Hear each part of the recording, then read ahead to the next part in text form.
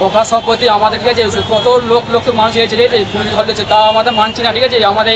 এই দাবি মানতেই হবে ঠিক আছে লোক মানুষ রাস্তা লেগেছে আবার পুলিশ কত লোক ভয় তুলে দিয়েছে ঠিক আছে বেটা দেখবি ভাইদের পাশে থাকবে ঠিক আছে ভিডিওটা দেখে বেশি বেশি শেয়ার করবে ভিডিওটা দেখবে মানুষরা কত লোক কষ্ট যাচ্ছে ঠিক আছে রাস্তায় মানুষরা বলা মুশকিল এখন মানুষরা কত বিপদ করবে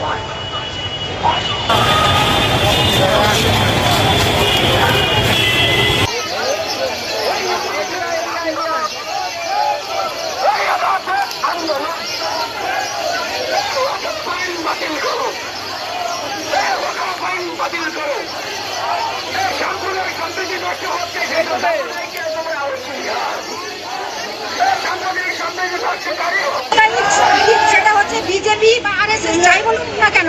তাদের মদত পুষ্ট পুলিশরা যেমন করছে উত্তরপ্রদেশ উড়িষ্যায় ঠিক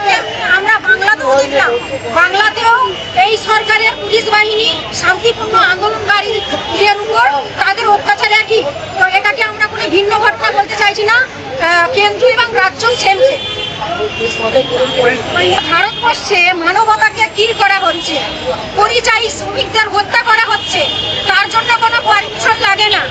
আর সেটাকে বন্ধ করার জন্য প্রতিবাদ করার জন্য কি পারমিশনের প্রয়োজন হয় ইনফরমেশন ছিল তাহলে সেই ইনফরমেশনের মধ্যে পুলিশের বাধা থাকবে কেন এবং যেখানে যেখানে যেখানে অত্যাচার হচ্ছে সেগুলোর জন্য পারমিশন লাগছে না আর সেগুলোকে বন্ধ করার জন্য সারা ভারতবর্ষের গণতন্ত্রের অধিকার দিয়েছে সারা ভারতবর্ষের যেখানে খুশি দাঁড়িয়ে মানবতাকে রক্ষা করার জন্য প্রতিবাদ করা যায় তাই আমরা যে প্রতিবাদ করছি এখন আমাদের দাবি হচ্ছে শান্তিপূর্ণ আন্দোলনে যে সমস্ত লিডাররা গ্রেপ্তার হয়েছে ওয়েলফেয়ার পার্টি অফ ইন্ডিয়ার ভাইস প্রেসিডেন্ট সাবের হাসান আইএসএফ এর বিধায়ক নওশাদ সিদ্দিকী এসডিপিআই এর লিডার সাকিবুল ইসলাম সহ আরো যে নেতা নেতৃত্বরা ইতিহাস মোল্লা যারা অ্যারেস্ট হয়েছে যারা গ্রেপ্তার হয়েছে তাদেরকে অবিলম্বে মুক্তি দিতে হবে এবং এই শান্তিপূর্ণ মিছিল যাতে করে আমরা পশ্চিমবাংলায় করার মতো পরিবেশ করার পরিবেশ পাই সেই জন্য আমাদের এই আবেদন যাতে করে এটা আমাদেরকে সেই মানে সহযোগিতা করা। আপনার নাম? শাহজাদি বাড়ি। আন্দোলন বন্ধ হবে না একটা নেতাকে ওরা নিয়ে গেছে 10টা নেতাকে নিয়ে গেছে একটা ইমতিয়াজকে নিয়ে যাবে 10টা নৌসাদকে নিয়ে যাবে ওখানে 10টা নৌসাদ কেন 1000টা নৌসাদ তৈরি হবে যত নৌসাদকে নিয়ে যাবে তত বেশি নৌসাদ তৈরি হবে যত ইমতিয়াজকে নিয়ে যাবে তত ইমতিয়াজ বেশি তৈরি হবে যত ওরা মনে করছে মাথা তুলে নিয়ে আন্দোলন শেষ করে দেবো সাধারণ মানুষ আমাদের তো কোনো জ্ঞান বুদ্ধি নেই আমরা বুঝি না ওরা যদি 10টা কেন 1000টা নৌসাদ নিয়ে যায় ছেলেপিলা যদি সবাই চলে যায় একজন যদি থাকে একজন আন্দোলন করবে ওয়াকাফ আমাদের সম্পত্তি ওয়াকাফ আমাদের ফিরে দিতে হবে যতদিন না ওয়াকাফ আমাদের না ফিরে দেবে ততদিন আন্দোলন চলে যাবে নিয়ে যদি কেউ আন্দোলন করো তোমরা দিল্লিতে চলে যাও ওরা যদি ওয়াকাফ নিয়ে আন্দোলন করো তোমরা আমার থেকে খারাপ কেউ হবে না উনি কি বলতে চাচ্ছেন এখানে আমাদের সংখ্যালঘু মুসলমান তো শুধু নেই ওয়াকাফ সম্পত্তির উপরে উনি যে গদির উপরে বসে কথাটা বললেন ওই গদিটাও কিন্তু ওয়াকাফ সম্পত্তির মধ্যে ওরা এত বড় সাহসটা হলতে করে ঠিক উনি একটা প্রধান এখানে মুখ্যমন্ত্রী হয়ে এরকম মহাসভার মতো কথা কেন বলবে অশিক্ষিতের মতো কথা কেন বলবে উনি একটা শিক্ষিত আমরা জানতাম কিন্তু এখন দেখছি ওনার মতো অশিক্ষিত কেউ বুঝতেই পারছি আমার নাম আবু জাফর মোল্লা আলিয়া ইউনিভার্সিটি স্টুডেন্ট এমএসএল সদস্য আমরা আবার গুলোগুলি শুরু করবো মুখ্যমন্ত্রীর কথায় কিন্তু সেটা হবে আমাদের শান্তিপূর্ণ আন্দোলন গণতান্ত্রিক প্রক্রিয়া আন্দোলন আপামার জনগণ জেনে গেছে মমতা ব্যানার্জির এই ঘন্টার ভিতরে ক্ষমতা তার জন্য যদি নওশাদ সিদ্দিকীর কিছু হয় বুঝবে মমতা বন্দ্যোপাধ্যায় বাংলার মানুষ কি জিনিস নওশাদ সিদ্দিকী কি জিনিস আরে টের পাবে আমরা ভাইজানের সৈনিক আমরা আমাদের নেতৃত্বকে মেনে চলি নেতৃত্ব আমাদেরকে বলেছে তাই আমরা শান্তিপূর্ণ অবস্থান করছি নেতৃত্ব যেদিন বলবে সেদিন দেখতে পাবেন মাঠে ময়দানে বুঝে নেবো আমরা সিংহের বাচ্চা আমাদেরকে খেপাবেন না আমরা শান্তিপ্রিয় মানুষ সংবিধান মেনে চলি সংবিধান আমরা মেনে চলবো এবং সংবিধান রক্ষা যদি আমাদের মাসের পর মাস বছরের পর বছর অবস্থান করতে হয় সেটা 30-35টা সংগঠন যে ঐক্যবদ্ধ হয়ে আজকে আমরা এই ওয়াকাফের বিরুদ্ধে পথে নেমেছিলাম আমরা বিশিষ্টভাবে ধর্ণা মঞ্চের অঙ্গীকারবদ্ধ হয়েছিলাম কিন্তু যেভাবে আজকে কলকাতা পুলিশ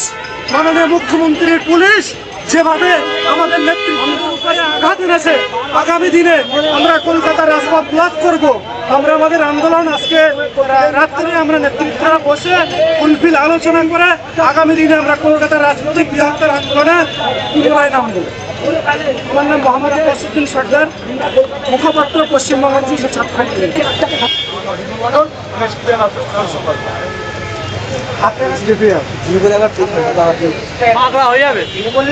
তাদের নেতা নেত্রীদেরকে যদি সন্ধ্যার আগে ও খুব অত্যন্ত যদি ছাড়ানো না হয় তাহলে সন্ধ্যা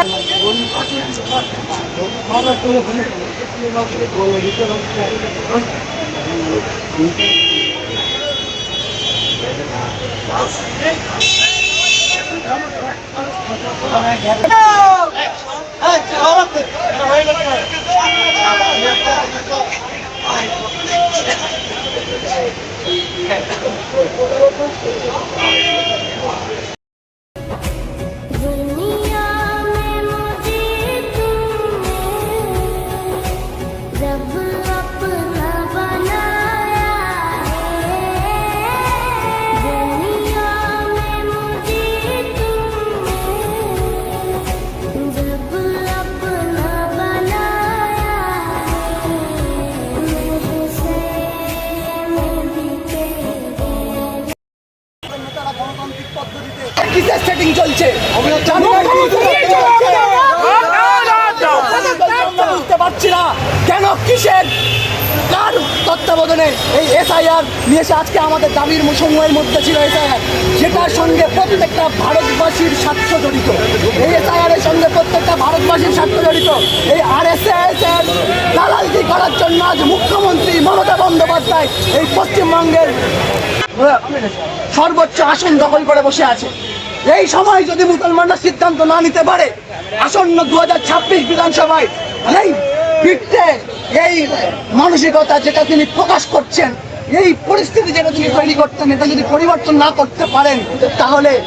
আমাদের মুসলমানদের ভোট বাক্সে এটার জবাব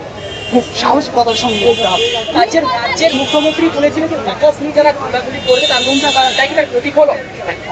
এটাই হিংসাত্মক রাজনীতি। তিনি সামান্য ওষুধের দাম বাড়ছে সেটা নিয়ে কলকাতার রাজপথ অবরোধ করে দিচ্ছে। তিনি জনগণের ভোগান্তি স্বীকার করাচ্ছে, যানবাহনের জট তৈরি হচ্ছে। তিনি চুন থেকে পান থেকে চুন খসলেই তিনি আন্দোলনে নামেন। তিনি যখন বিরোধী ছিলেন তখন কথায় কথায় ধর্মঘট, কথায় কথায় অনশন, তিনি আন্দোলন করে তিনি আজকে নিজের জায়গা তৈরি করেছেন। আর আজকে কেন আন্দোলনকারীদের প্রতি তার এত হিংসা, এত ইচ্ছা?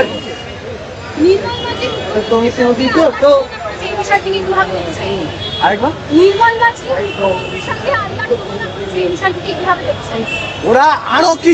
কিছু মুসলমানদের হৃদয়কে ব্যথিত করে দেওয়ার জন্য, চিড়ে দেওয়ার জন্য আরো অনেক ভয়ঙ্কর কথা বলতে পারে। তাই মুসলমানদেরকে এখনই সচেতন হতে হবে, এখনই সাবধান হতে হবে এবং এর জবাব দিতে হবে গণতান্ত্রিক প্রক্রিয়ায়, ভোট বাক্সে। নেতা নিয়ে আজকে কি নেতা অবশ্যই আমাদের নেতৃত্বরা যতক্ষণ না বেরোচ্ছে ততক্ষণ এখান থেকে আমরা কেউ একটা এক পিছু করবো না।